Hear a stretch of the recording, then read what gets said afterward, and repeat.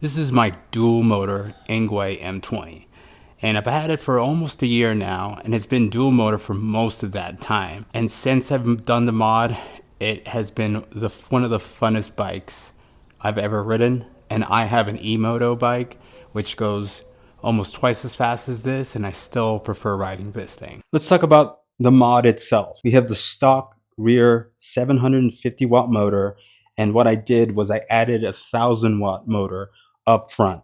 Each one is running on an independent controller powered by one of the two batteries, meaning each battery is powering an independent motor. They're not tied together like they were originally on the bike, pushing all that wattage just to the rear hub motor. This bike is rocking two different controllers. The one up top is pushing power to the front hub motor, and the one on bottom is pushing to the rear hub motor. This is not the stock rear hub motor. I went ahead and swapped it out with an aftermarket one that can go 48 to 72 volts, because in the future, once these batteries die, I plan on turning it into a 72 volt bike. But until then, I'm just gonna keep rocking the 48 volt. Before I even installed this, the stock controller, I went ahead and shunt modded that, which was pretty simple, and it did produce a lot more torque onto the rear hub motor, allowing a lot quicker acceleration than with it previously stock. Also, the front hub motor, which is on top here,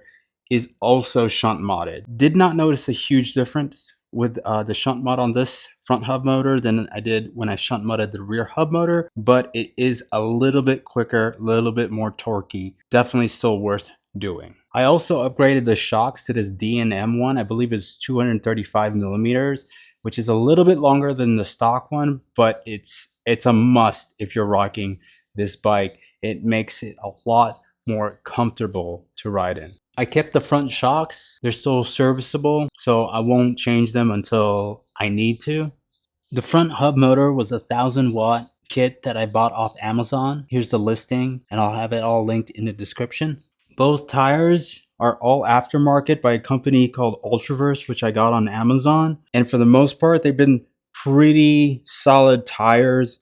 Very grippy on both dirt and pavement. A lot better on pavement than the stock tires that came with this bike. And not as good on dirt just because the knurlings grooves are not as pronounced as on the stock tires. Also, to keep my tire from not going flat, both tires are rocking slime, which I think is a must if you live and ride in Arizona. Secondly, they all have the Ultraverse liners on there. These things are pretty expensive, about 40 bucks, but I promise you, as long as you don't hit a nail straight up, these things will stop any thorn from puncturing your tire. And if you do get a puncture, slime is a really good way to patch that hole. A lot of the times what happens is I'll get a slow leak, inflate it, maybe have to inflate it maybe one or two more times, and then it starts to hold because the slime really starts to kick in after a bit.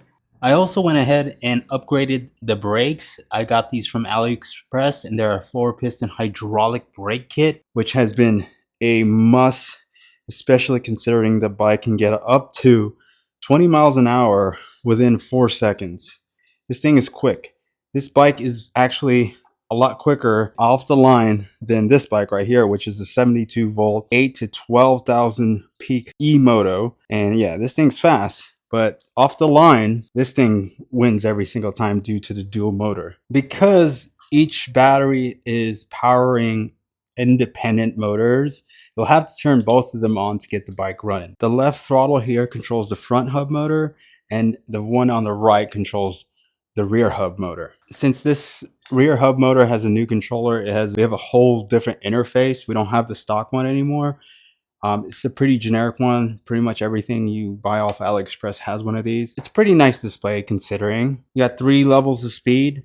Currently we've done 408 miles, but it's not accurate miles because the odometer only reads the rear hub motor, so only rear throttle. So if you're rocking half throttle or only throttle with the front hub motor, you're not actually counting the mileage, so it might be a lot higher than 400 miles. I know I put on about 200-ish miles with the original controller, so I wouldn't be surprised if we're closer to 600 miles on this bike already. One big issue with doing a controller swap on this bike is you lose your lights. You lose your brake lights, you lose your braking lights, everything breaks on that aspect when you do a controller swap. But I was still able to keep my brake light and my head light by wiring them up, where I have a full on button for the run day, and then if I want to kick on the high beams, if I'm running at night, I can kick on those high beams. And also the rear tail light just stays on now, but if I cut the power, I can cut it off, cut it on, cut it off. I freaking love this bike. This is my favorite bike to ride, and I do have the E-Moto back there that goes twice as fast as it, or almost twice as fast.